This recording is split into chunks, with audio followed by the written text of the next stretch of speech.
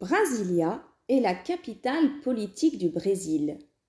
Construite ex nihilo dans les années 60, loin des côtes, afin d'entraîner le développement du centre du pays, Brasilia est une enclave plutôt prospère qui accueille 3 millions d'habitants. Cette capitale est loin d'être la métropole la plus peuplée du pays, dépassée largement par Rio de Janeiro et São Paulo. Cependant, sa position centrale au Brésil a pour but de faire le lien entre le littoral et les territoires plus en marge du pays. Le maillage routier confirme cette volonté. Brasilia, malgré son jeune âge, connaît les difficultés sociales, économiques et environnementales de toute métropole. Autour d'elle, se sont développées des villes satellites qui ont connu une croissance plus rapide et qui connaissent une gentrification qui va à l'encontre des idéaux initiaux de la ville de Brasilia. La gentrification désigne les transformations de quartiers populaires dues à l'arrivée de catégories sociales plus favorisées qui réhabilitent certains logements et importent des modes de vie et de consommation différents. Les espaces de Brasilia sont nettement séparés selon un schéma fonctionnel urbanistique. Les espaces résidentiels sont au nord et au sud, tandis que les activités économiques et administratives sont organisées sur un axe est-ouest. Au centre, à côté des activités politiques et administratives, sont localisées les activités commerciales et bancaires.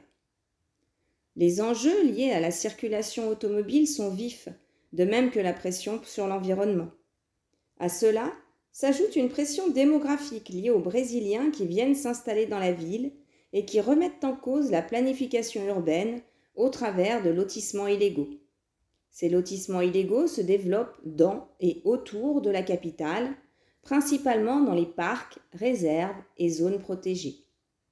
De même, les inégalités socio-spatiales sont majeures et remettent en cause l'idéal de fraternité et d'unité de la capitale au moment de sa fondation.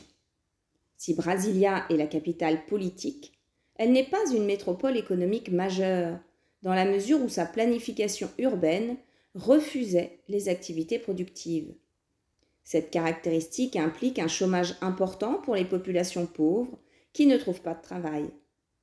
En considération de son PIB, Brasilia est la 3e ville du pays, loin derrière São Paulo et Rio de Janeiro. São Paulo est la capitale économique du pays. En tant que métropole, elle commande l'économie, les réseaux du pays, les activités d'information et de communication, les activités financières et les activités scientifiques et techniques.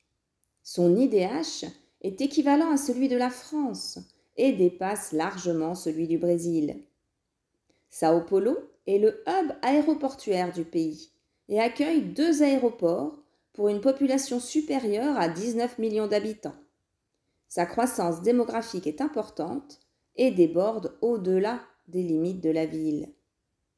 Au 5e rang mondial en 2014, elle devrait cependant rétrograder dans le classement mondial à la 8e place en 2030 du fait de sa croissance annuelle plus faible que celle d'autres métropoles.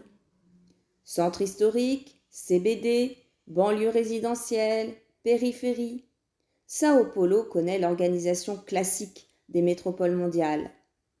Cependant, le développement de 4 CBD est preuve de sa croissance économique. Comme toute métropole, elle attire des populations nombreuses venues des 4 coins du pays qui déstabilisent son schéma urbain par la croissance démographique rapide que cela implique. Ces populations s'entassent dans des logements sans confort, dans des quartiers dépourvus d'infrastructures municipales telles les transports. Dans les quartiers les plus périphériques, moins d'1 tiers des domiciles disposent d'eau courante et moins de 10% sont reliés au réseau d'égouts.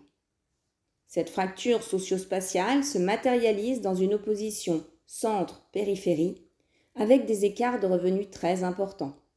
Les bidonvilles nommés favelas sont très présents en périphérie. En réponse, les populations aisées se calfeutrent dans des gated communities. Ces disparités économiques et ces phénomènes de rejet engendrent une très forte violence et un taux de criminalité élevé.